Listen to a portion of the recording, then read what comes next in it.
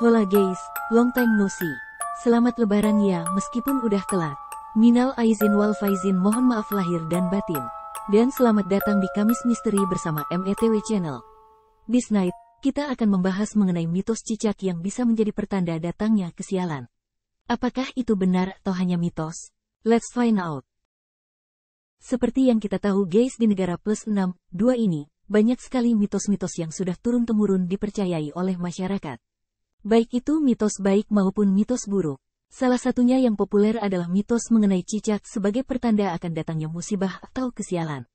Banyak yang percaya kalau seseorang kejatuhan cicak maka itu pertanda orang tersebut akan mendapatkan sial atau tertimpa musibah. Dalam agama Islam sendiri, cicak disebut disunahkan boleh untuk dibunuh karena hewan ini dianggap sebagai hewan fasik yang memberikan dampak buruk bagi manusia. Melansir dari ceramah Ustaz Khalid Basalamah, ada hadits sahih yang menjelaskan hukum Islam tentang membunuh cicak. Barang siapa membunuh cicak dengan 1 pukulan, maka ditulis baginya pahala 100 kebaikan, dan barang siapa yang memukulnya lagi, pahalanya lebih kecil dari pahala yang pertama, dan barang siapa yang memukulnya lagi, maka baginya pahala lebih kurang dari yang kedua. Hadis riwayat Muslim. Sementara menurut primbon Jawa, kejatuhan cicak menjadi pertanda akan datangnya musibah dalam waktu dekat. Bagi orang yang percaya mengenai mitos ini, sebagian merasa bersyukur karena dengan kejatuhan cicak itu menjadi pertanda kesialan akan terjadi sehingga orang tersebut bisa lebih berhati-hati. Bisa dianggap kejatuhan cicak adalah peringatan bagi yang mempercayainya. Dan jika ingin menangkal terjadinya kesialan atau musibah seperti yang diramalkan itu, orang yang kejatuhan cicak harus segera membunuh cicak yang jatuh di anggota badan tersebut atau menjauhinya secepat mungkin sebelum kabur.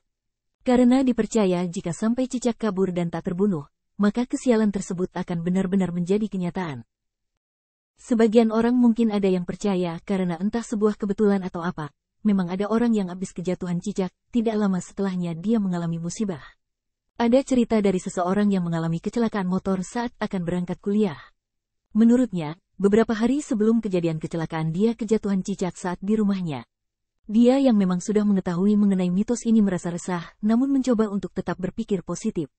Namun setelah dia mengalami kecelakaan, dia akhirnya percaya kalau cicak menjatuhi seseorang itu adalah pertanda buruk.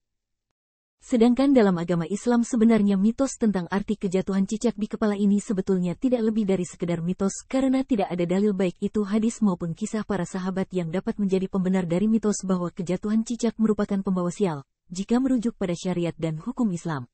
So guys, bagaimana menurut kalian? Apakah kalian percaya atau tidak?